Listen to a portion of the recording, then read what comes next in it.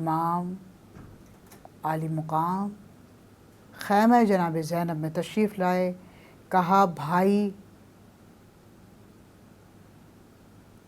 غیرت مندی کے ساتھ آنکھوں کو جھکائے ہوئے ہیں، سعادت مندی کے ساتھ اپنے آپ کو ایک طرف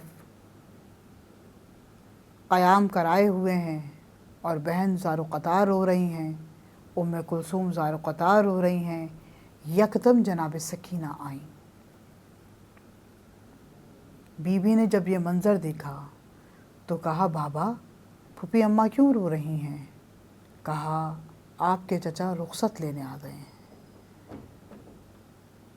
جناب زینب نے مولا ابو فضل عباس کے لیے جب یہ جملہ سنا تو آپ کی ہچکی بند گئی.